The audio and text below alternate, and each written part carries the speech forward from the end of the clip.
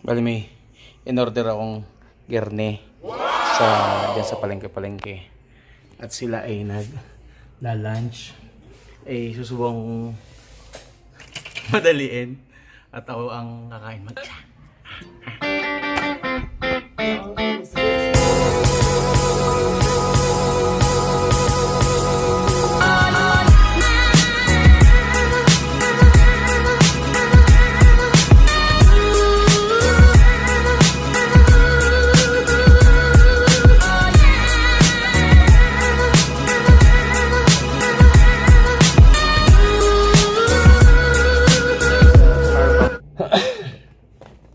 Ito yung sushi ng ano pangalan nung?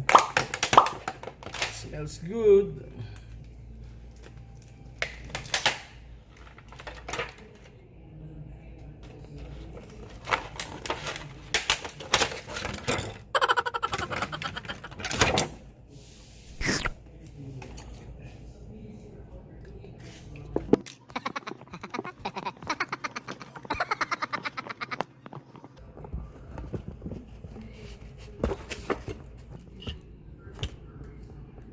Yan. Ito yung dipping sauce. Bilis, bilis. Bad-bading sila. Baba.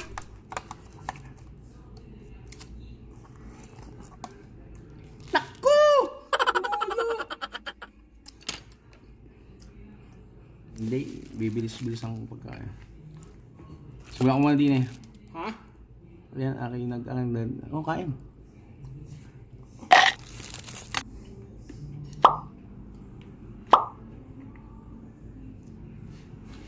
Walang ano?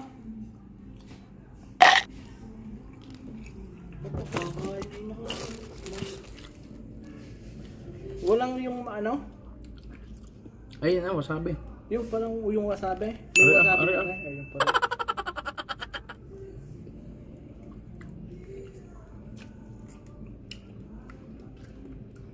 Ay, akala mo ako nga nung pumasok. Ayun. Sama si Ipap. Kakain namin na rin.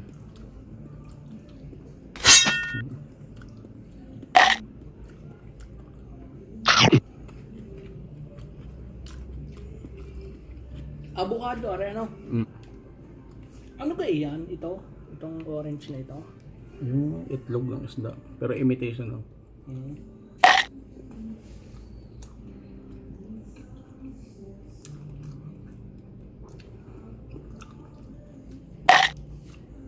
Aming nilalang na kanina Ipap. Ano?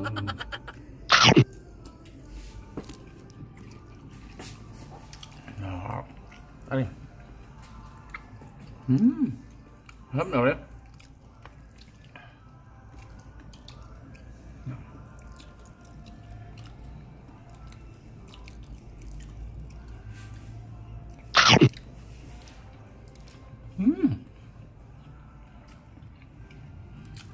Mukbang ano? Kami kuan. May makunat na karne. Ah, okay yan. Ipap. Tingnan ko rin, hindi ko pa natin tingnan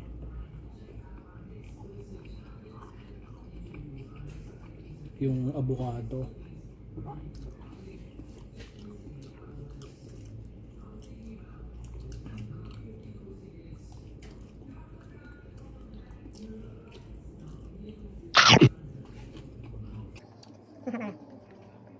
Itlog ang nasaan yan.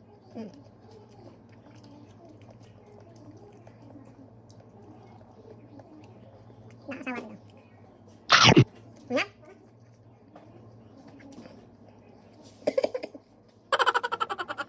Ang pangalan lang ito? Nakita ko sa taas ng Palengke Palengke dito sa bagong pamilyang bayan ng Sto.Tomas. Bukas na sila despite the pandemic. Open sila for delivery and pick up. Hindi ko lang sure kung ang dine-in.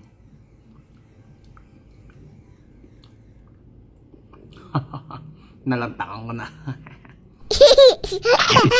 Baba.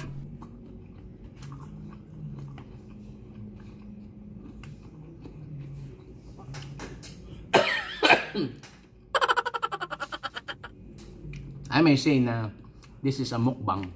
Sushi mukbang. Ito yung common na nakikita natin. Ito yung with nori wrapper roll.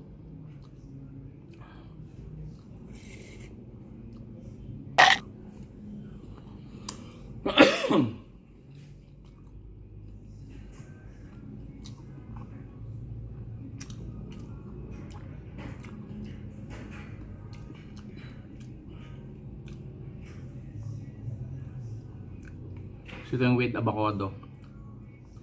Yung green na yan is avocado. Oop. Ayaw mag-focus. Di pa ganyan.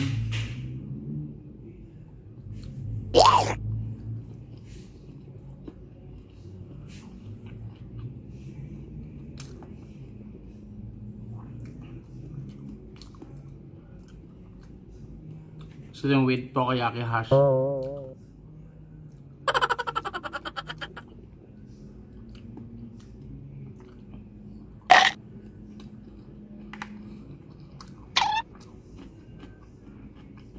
Alright guys, bali ito yung natira doon sa pagkain. Kainin nyo na, ha?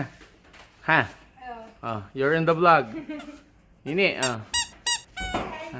Yan si Tuto, ikaw?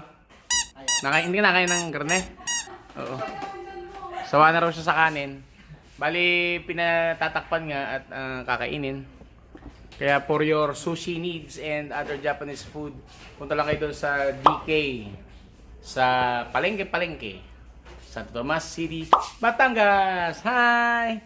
Hello!